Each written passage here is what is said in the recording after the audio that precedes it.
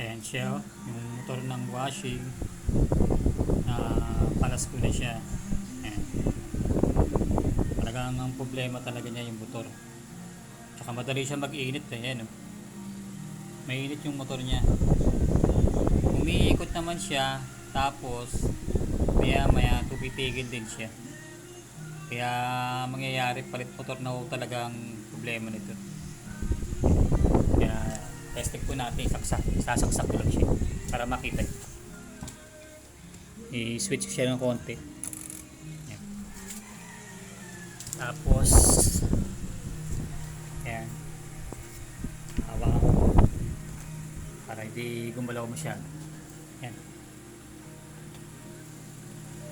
Ayan. Umiikot naman siya. Mabagal. Yan. Tapos bibilis siya. Ayan. Oh. Natigil siya. Tapos gagalaw-galaw. Ayan. Yan ang problema ng motor. Ayan. Umuugong-ugong ng konti. Nararamdaman ko. Tapos ang init ng motor. Sobrang init. Kaya lalong masira lang yung motor. Ayan.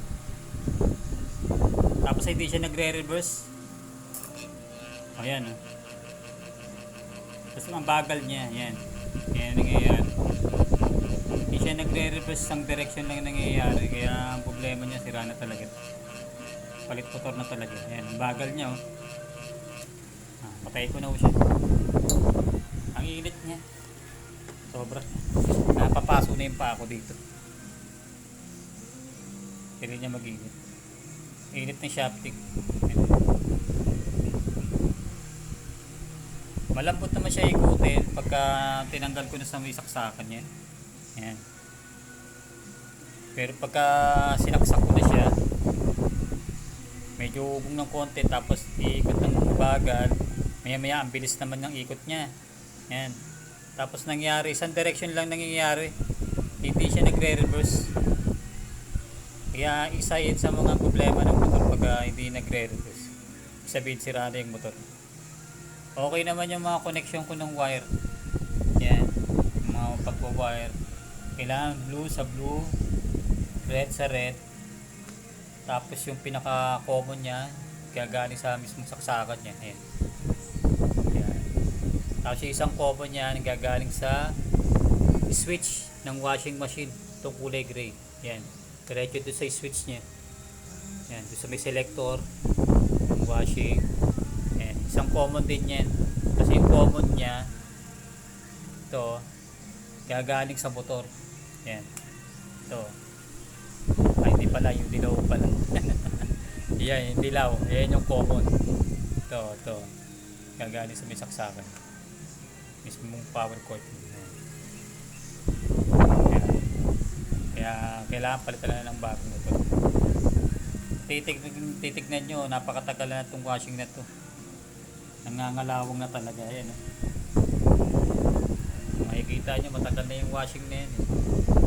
Talagang luma na. Pinagagawa pa sa akin ng may-ari. Tapos yung mga tornilyo niya, hindi ko siya matanggal. Ang hirap tanggalin. Kaya ang ginawa ko, gumamit pa ako ng grinder. Ayan, oh. Para lang matanggal ko yung tornilyo yung dalawa niya. Ayan. Kaya nga nakalas ko itong motor. Kaya ako nga natanggal yung motor, gawa nito. Natanggal ko na siya.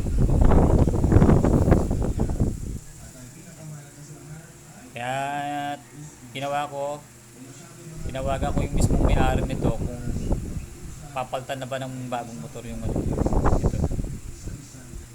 Hindi pa siya makapag-decision kasi wala pa siya budget pambili ng motor ng washing.